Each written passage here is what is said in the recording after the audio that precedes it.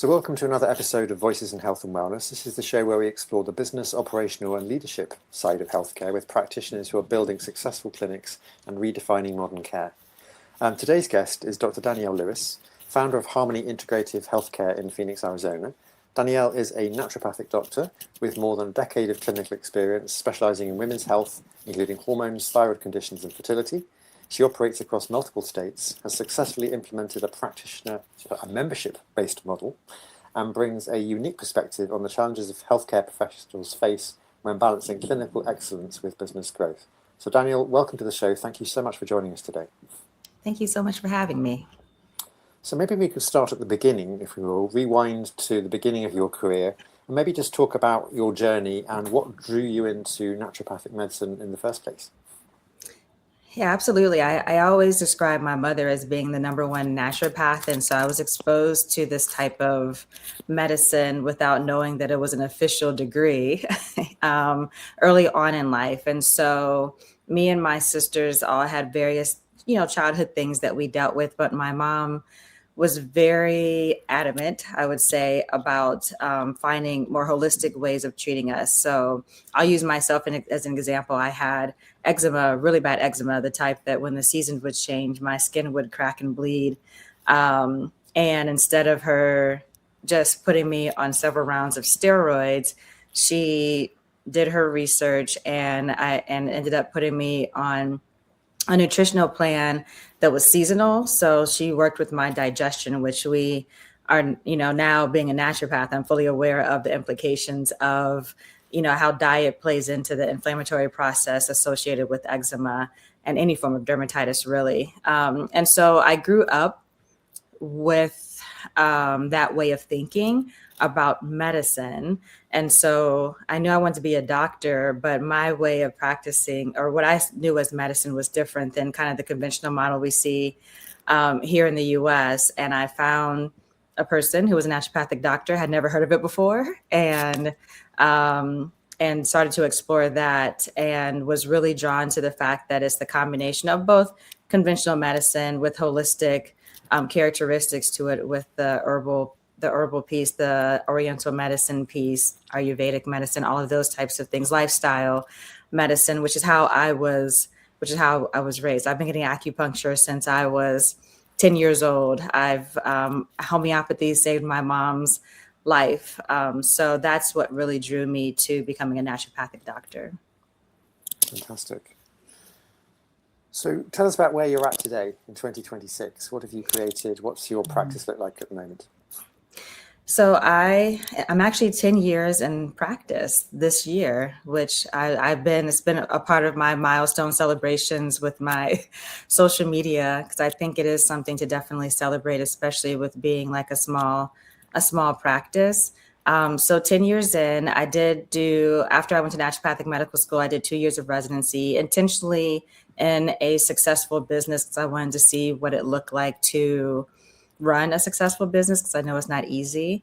And then right after residency, I started my own practice. And so it has definitely evolved over the years, I would say. Like, I was definitely undercharging early on in practice. I think my new patient visits I was charging like $97 or something like that. And my overhead was low at the time. It was sustainable for me and my lifestyle. But then when student loans started to kick in and and life started lifing, and you wanted to like buy a house and all these things, it's like, okay, either I'm seeing 100 patients a day, or I'm going to change this model. And so I accredit a lot of my journey. And what I tell people is that if you're going into medicine and you're going to be a business owner, you have to be flexible. You have to be willing to go with the flow, kind of ebb and flow with the times. And so I was fee for service initially. And then I got coaching. And coaching can be a little bit tricky because you have to figure out what type of coach you need. And sometimes that's hard to figure out. But I had coaching around figuring out my worth. I had coaching around financially figuring out what I should realistically charge that would still make me accessible to my patients, but still allowed me to pay my bills, basically. And then over the years, I've kind of evolved into this membership model. And what I like about the membership model is that it allows my patients to be invested in their health from the beginning. So we're both kind of entering into a contract with each other, where the patient is committing to showing up and doing the work. And because they're financially committed, they're more likely to show up and do the work. And I'm committing to showing up and providing, high level guidance, which I've always done, for my patients through their care. And so, but what that membership looks like has kind of evolved over the years, especially just recently, because financially, especially in the US, people's financial situations have changed drastically over the past couple of years. So we have to, I've figured out, still keeping the membership model, what that looks like to continue, because my big thing is continuing to be accessible to my patients since I don't accept insurance. Thank you. Really great insight. So I want to dig into the business side of things a bit later on, because I think it's really helpful. And congratulations, by the way, on your anniversary. That's a landmark achievement, so well done. But thinking about that time when you initially opened your practice, what was your vision at that point before you gleaned all these great learnings about how you were going to do things? What was your kind of grand plan when you just opened your door? I feel like when you first graduate from medical school, you're like this rose-colored glasses. I want to help everybody. I want to give everybody these kind of long, drawn-out treatment plans, with all this information that they've never heard before, because it's a whole different way of thinking about their health. And I have all the information that they need. And so I would say in the very beginning, I was just like, oh, I have options for patients, especially women's health, especially minority women's health, in regards to, I wanted to really educate people on different ways and open their minds to different options when it came to their diagnoses. So, for example, a patient that has been diagnosed with fibroids or endometriosis or something like that, instead of just going the birth control route, which is typically what's recommended to manage the symptoms associated with endometriosis and fibroids, along with other things. It's what are the lifestyle things that we can do in order to give you more autonomy around your health, and give you more control, so you don't just feel like you're defeated and you're just treating the symptoms and you're not trying to get to the root cause of kind of how we got here, and manage your symptoms from a different standpoint than just going on birth control, especially because a lot of my patients that I see don't necessarily tolerate the birth control or want to be on it. And so that was my big overarching, I want to give women options. I want to give women autonomy. I want to show women that by making different lifestyle choices, they can manage their symptoms and feel much better without creating other side effects. Thank you. So you said at the beginning you wanted to sort of see everybody and basically solve all the problems, and then you've kind of specialized down more to fertility, women's health, hormones. What kind of helped you decide to specialize on those particular areas? What were the things that drove that? I feel like it was partially driven by the majority of the patients that kind of naturally navigated towards me in my last 2 years of school and clinical practice, and then in the 2 years of residency that I did. I kind of naturally was put on those cases, even to the point that classmates that were coming to clinic would request me to do their well women's exams and different things like that. And then the way also my residency was set up, that I was 80% of the time in a naturopathic clinic, and then 20% of the time in a conventional OB-GYN clinic. And so that was the foundation that my training ended up going in. And I'm a woman, so I was I can resonate with a lot of the issues that my patients are dealing with. And I just saw a huge need for it. And so, kind of going back to my coaching, one of the things that my coaches were like, okay, I get it. You go to school, you learn everything, right? But really, from a business standpoint, you need to niche down. You need to figure out what your niche is. Like, you can do everything, but what is that one thing that you want to do well? And so then that was probably within my first 2 years of practice is when I had that coaching, and that really drove me to change my branding and everything, and draw in from where my passion was and hone in on becoming a women's health expert, and aligning myself with that vision. Thank you. So we talked about the membership model and the reasons why you've chosen it. What might it look like for a typical patient? If you think of a typical patient with a particular problem, how does that journey map out for that particular patient as compared to a kind of fee-for-service model where they're kind of checking in erratically? Yeah. Yeah. So I'll kind of give like a side by side of what that looks like. So prior to implementing membership, I'll use fertility patients for instance. So I had, patients that would come in for their initial visit. I always schedule them for their follow-up before they leave. This is before I implemented the membership model.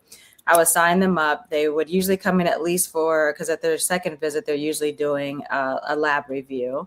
So they would come in for the lab review, and then I would outline for them kind of what their timeline of care was going to look like, how often I wanted to see them, schedule them for their next visit. And then I would look up and, kind of for two reasons. Either maybe they were a little bit overwhelmed by the process of things they had to do, even though I do my best to set expectations within those first two visits for my patients.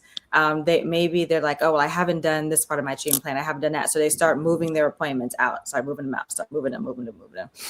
Or they're rescheduling, or, maybe they're really good. They implement what they need to, and they start feeling a little bit better, not understanding that there's kind of that initial where, like, in the first part of that treatment plan, when you're gung-ho and you're implementing things, inevitably you're going to feel better, but there's the aspect of the maintenance piece of it and making sure that we're staying on track with each, because as life happens, like the holidays come around, stress events happen, like that can throw a wrench in your plan. And sometimes things, I hear from people, 6 months, a year later, where like basically everything has hit the fan, and now they're kind of back to ground zero, and they've come back and now they want to come back and see me to get back on track. Versus my membership patients, and I won't just say fertility, I would say, especially like my perimenopausal, menopausal patients where things are fluctuating pretty quickly. What happens is it's like there's this understood agreement, like I'm going to see you every 4 weeks, 6 weeks, 8 weeks, whatever part of the membership that they sign up for. We're going to schedule these visits. There's this understanding that like this is the plan over the course of the year. You've already invested in that. And I just found that these patients, like they show up, they don't tend to reschedule their appointments, and they still have that initial like, okay, within I'm feeling a difference within the first 2 to 4 visits. But then I just had a discussion with a patient of mine who did really well within like her first 4 visits and really attained her goals. And I'm like, well, now this is the part where we need to sustain this. And all those habits that you've implemented that are kind of new for you, it's important for us to keep those habits and for you to use me as your accountability partner. And we check in so that we maintain this, because you didn't get here overnight. And so we don't want you to go back to experiencing the symptoms and having to start, in essence, starting over again. And I just find that the membership model really just that accountability piece of it and just showing up because you're invested in your health has been a key for people getting better and staying better. Thank you, really helpful. Nice contrast to explain the difference between the two. So thank you for that. So when we spoke before, and also on this call already, you've kind of alluded to the fact that there's a huge need for business training for doctors or practitioners. What do you think practitioners are taught well during their clinical training, and what are they not taught in this regard? In regards to business? Yeah. Oh, I mean, I feel like that's a loaded question. I feel like we learn how to be physicians really well. And I feel like we get like a very basic overview of running a business. So I, as far as like medical school training, I don't think that our business training is up to par. I tell, because I teach gynecology at my alma mater, and I tell my students all the time, like if you want to do business, or even if you want to go into like the academic sector, like you need to align with people and find mentors and you're going to have to, like, as far in regards to your business plan, a part of that needs to be allowing for an investment in coaching. And or like, I mean, there's a bunch of online, in the world of AI and everything, there's also a bunch of like online trainings that you can do in this regard. But I don't feel that when we graduate we're set up to be business owners at all. I don't. No, I agree. I totally agree. So why do you think so many talented clinicians struggle with the business side of healthcare? Is it because the lack of training during their training for this, or the lack of investing in themselves after training to kind of take themselves to another level of developing these business skills? Or do you think there are some other factors in there as well? I think both of those are key. Lack of training. I think not knowing what type of training, because there's so much out there, right? So when you're first starting off, um, it's difficult to know, and it's expensive. Like some of these courses like I probably have spent tens of thousands of dollars on like post school, after we're not going to discuss student loans and what that looks like. Afterwards in coaching. So I think it's, especially as naturopathic physicians, it's not like we graduate and you go to residency and you find a path and you walk into a career, because we're not licensed in all states. And so some people, like, you're really a lot of times trying to set up where you're at, and understanding like market research, like figuring out what market you're going into, figuring out what patients you want to see, who will come to you, how to get them to find you, how to build your website. I mean, there's so many. I think my initial coach that I worked with, she gave me a to-do list that was like 10 pages long of things just to like get my business set up, how to do my PLLC, and then my business plan, if I was going to apply for loans, what that looked like, if I was going to self-finance, what financially that needed to look like. So there's a lot of moving pieces that we're just not set up for. And I remember sitting in my business courses and going through them, and it was like a lot of stuff was going over my head, because number one, I have a neuro exam the next day or like something. So my priority and my mindset is kind of focused on that. And I'm trying to break down, this is like a whole new way of thinking. I don't know if you're familiar with the book Rich Dad Poor Dad by Robert Kiyosaki. And so my dad had me read that book while I was in medical school, because there was a paradigm, and I was raised in a paradigm too, where like you go to work, you earn your paycheck, you invest in your 401k, and you prepare for retirement, and you get all the insurances you need to make sure you're covered along the way so that you can hopefully retire one day. And so I think that that's also a big thing of it, is the mindset. And I did life coaching around that too, in regards to my mindset around being a business owner, because there's a different mindset in collecting a paycheck every day versus like, oh, like if I don't work, I don't get paid. So how do I set myself up for getting paid when I don't work? And am I comfortable with that? And, I probably held 2 or 3 jobs alongside of starting my business for the first 3 to 5 years, kind of on and off. And then after that, I was like, I'm going to put all my energy into my business and just live off of my business. But it took me a while to get comfortable with that. So I think mindset is another big part of it, along with just learning the logistics of what it means to run a business and be an entrepreneur. Thank you. I chuckled earlier on when you said that your coach threw you 10 pages of things to do, and it just reminds me of the kind of things that we do to our patients, and we give them all this information at the beginning. True. So I just saw quite an amusing parallel there. So obviously you've been in practice for about 10 years. You've had your 10-year anniversary, which is amazing. Apart from the membership model, which is something you've really kind of learned and developed, are there any other big lessons that you can think of that you've kind of gleaned over the years that have really changed the game for what you do? So I would say, just like in life and business, who you surround yourself with is important. From a business model, that includes like any employee or contractor that maybe you hire, who your business mentors are. I think it's important to always have mentors who are sitting where you want to be, that are willing to support you and offer you. They may not coach you and hold your hand through everything, but you can bounce ideas off of them. I think that that's very important. The flexibility, like being, you can't sit anything in your business and forget it. You're constantly revisiting it. Like I just recently changed my business model within the past 2 months, according to like what's happening financially here in the US. So it's, instead of going directly into kind of my big ticket item, I have pathways to allow people that are at a lower price point, to allow people to work with me, get to know me, kind of see my style, and then we go into the big ticket from there. And so you have to be willing to revisit your business and redo your market research and see what's going on, and then adjust with the times.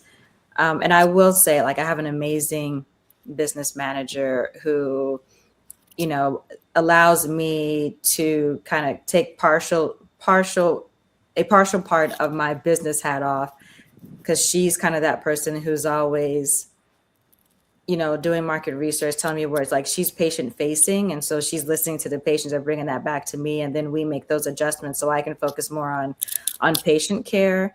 And I've heard several of my colleagues be like, well, I can't afford a VA, or I can't afford it. And so they're doing everything themselves.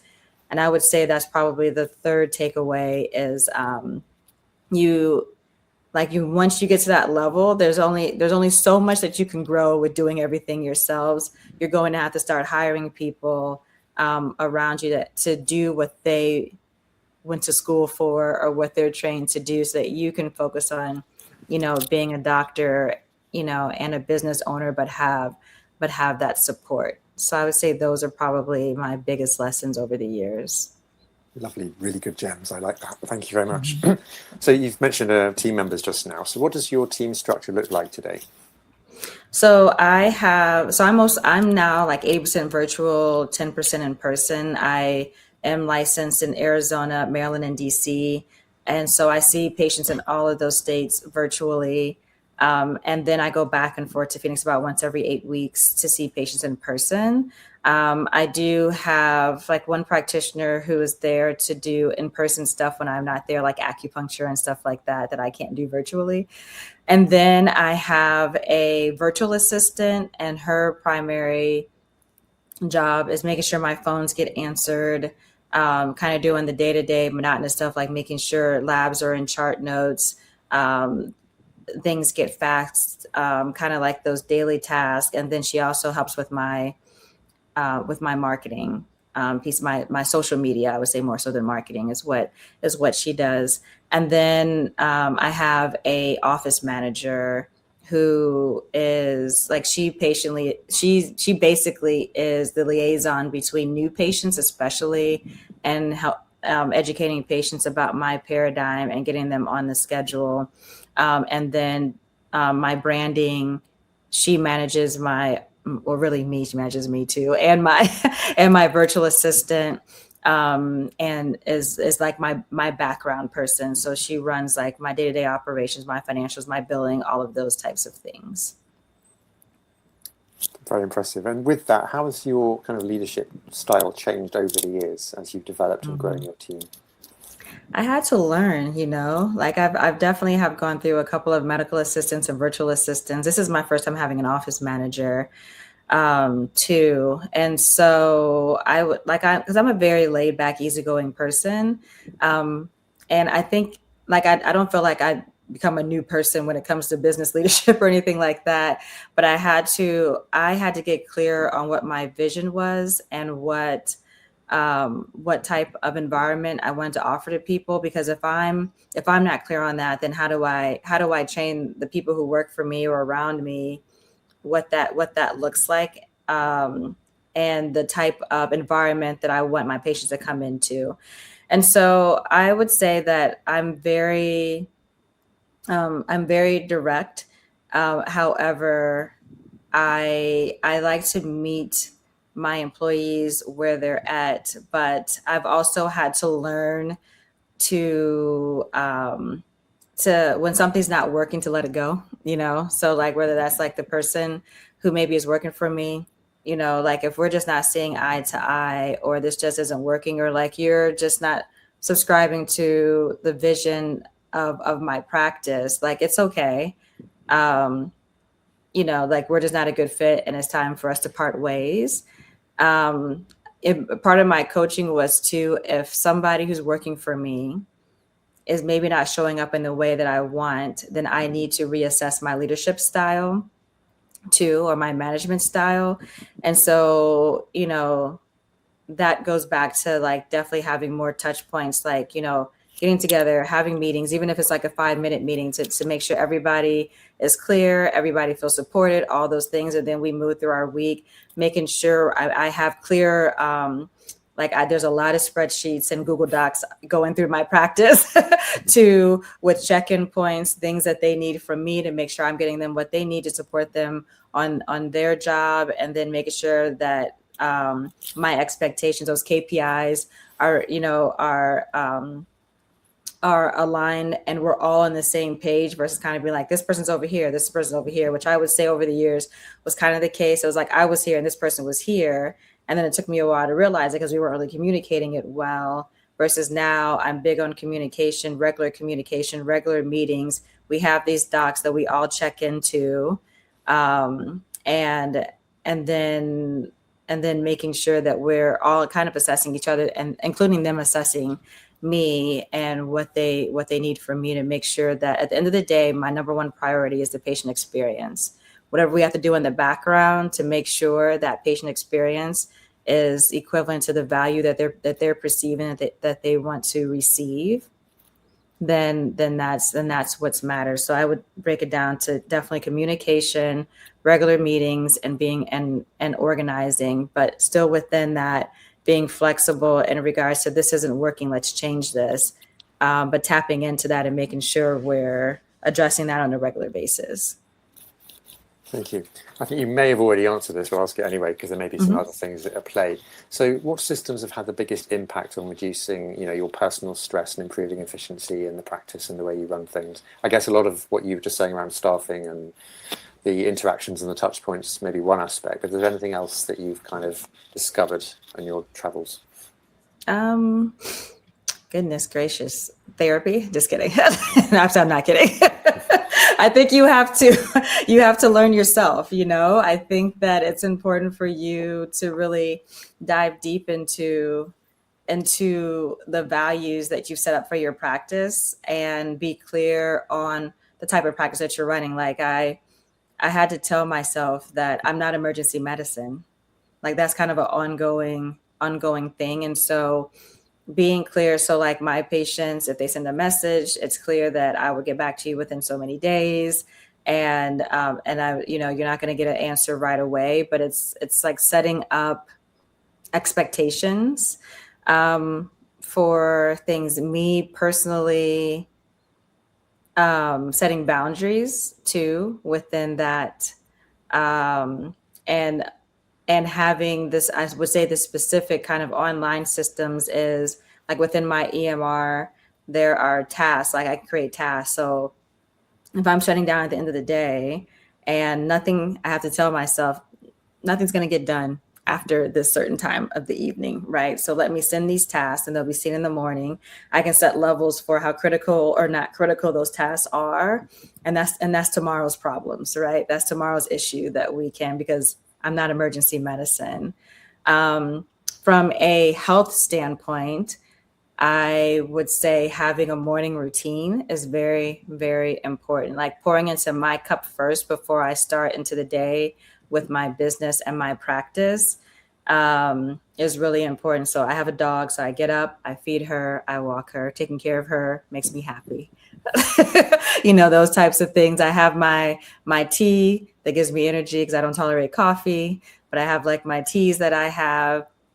I open my blinds, I see the sunlight. I've got a little bit of sunlight from walking my dog. And then I do a morning meditation, and or prayer. And then I ease into my day instead of just kind of jumping right into my day.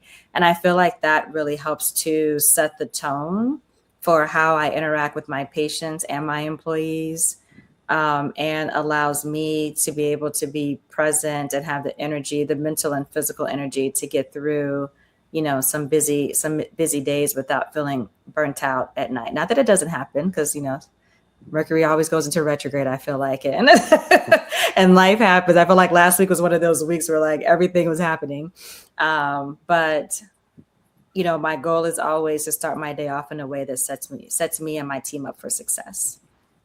I love it. I have my own morning routine as well. I'm completely with you on that one. Now, one challenge that's unique to your experience is operating across states with very different naturopathic regulations.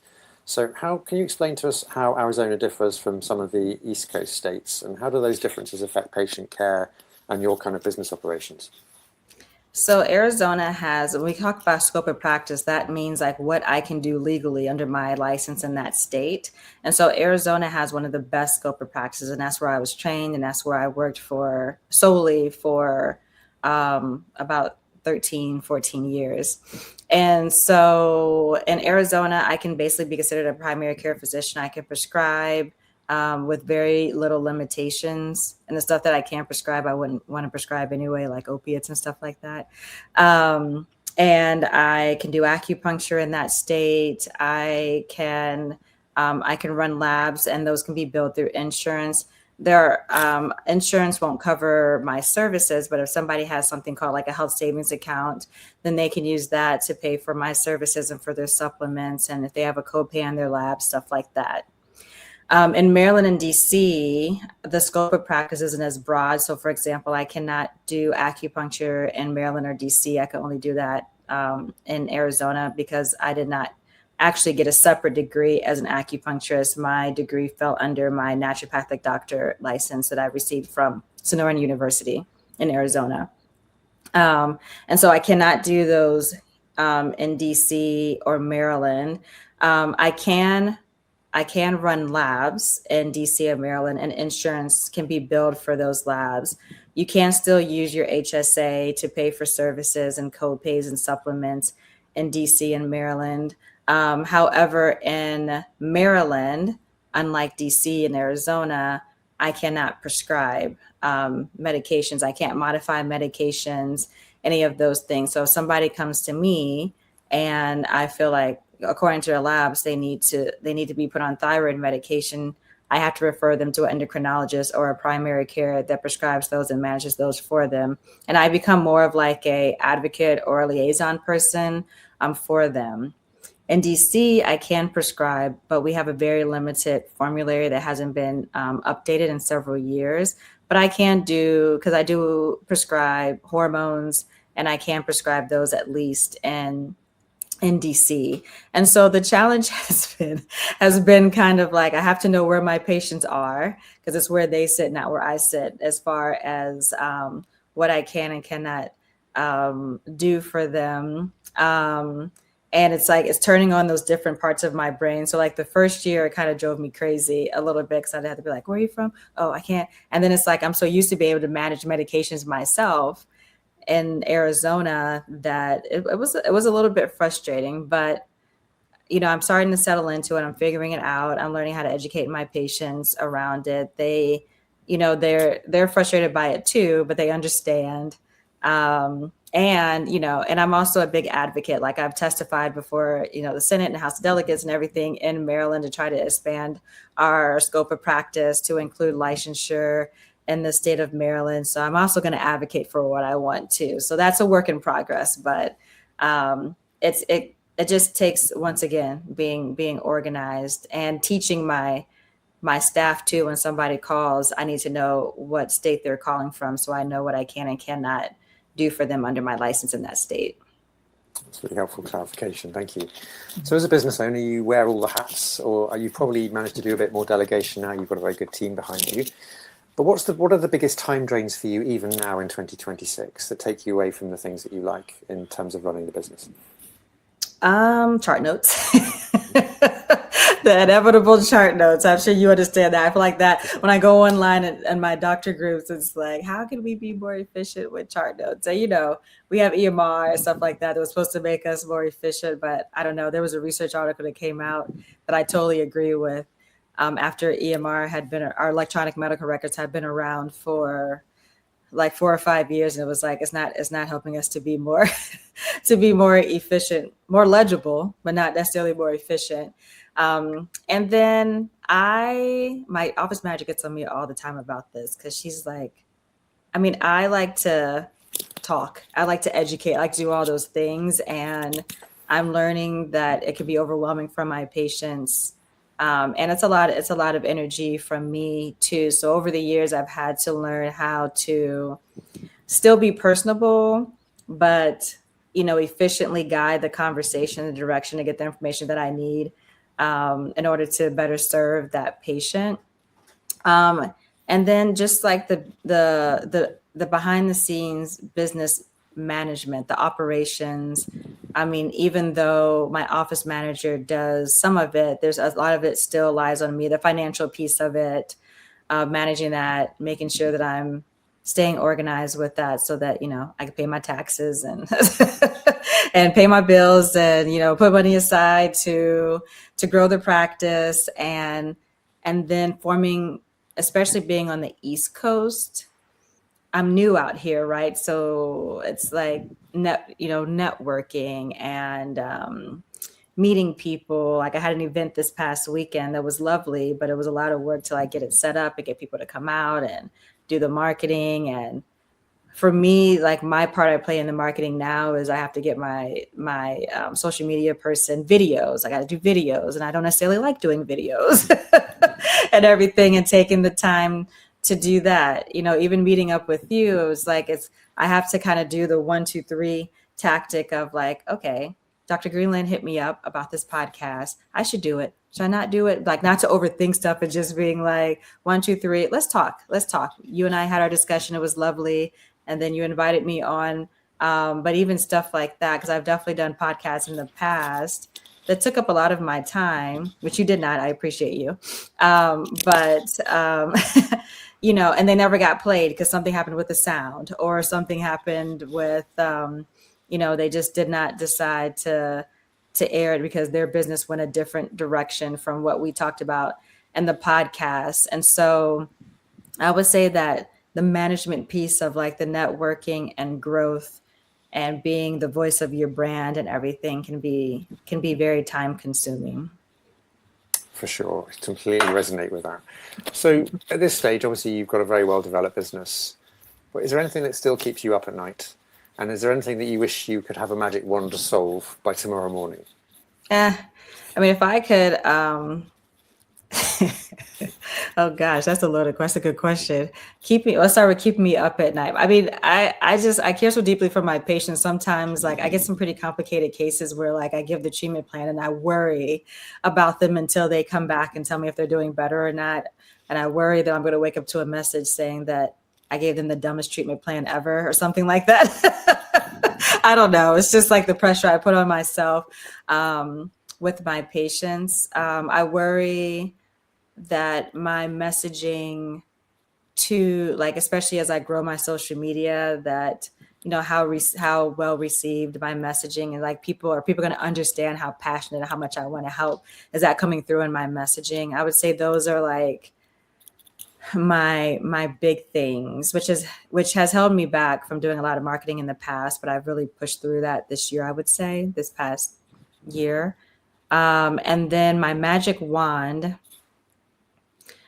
if I could just have naturopathic and functional medicine, when people talk about preventative medicine, in the conventional world, a lot of times that's vaccines and stuff like that. And I'm not an anti-vaxxer, for all of them. But that to me is not preventative medicine. I want preventative medicine to be like lifestyle. I want people to recognize that by like making like by working with a functional medicine doctor or naturopathic doctor and really honing in on like the lifestyle and the implications of stress and just learning to breathe and doing these things that seem, supporting their emunctories and detox pathways and stuff like that, like the value in that. And if that would become kind of mainstream medicine, that would make me very happy. Like if I could wave my magic wand and just like have, the government and people in general, when we talk about empowering them around their health, understand that what we have to offer is preventative medicine, I think that the world would be a much better place. For sure. And finally, what does the future look like for you? Where would you like to be in 12 months' time, either sort of personally, professionally, or with Harmony? Where do you see things going? I would like to bring in another practitioner. I want to definitely do that, and I hope to do the more of my membership and my one-on-one care, because I want to move more into like group care, educational courses, more like webinar or online courses, so that I can educate more than one person at a time.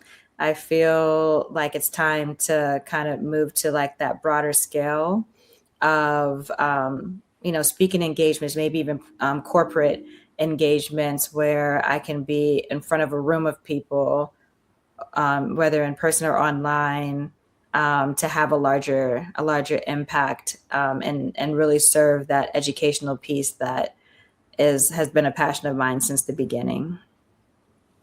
And with that, Danielle, I'd love to thank you so much for joining me today. It's been a really interesting conversation, great insights. Thank you so much for sharing about your journey, your approach to business, what you're doing clinically, and your perspective on where you're looking to take things. It's been a really enjoyable conversation. So thank you so much. You're welcome. I appreciate you having me.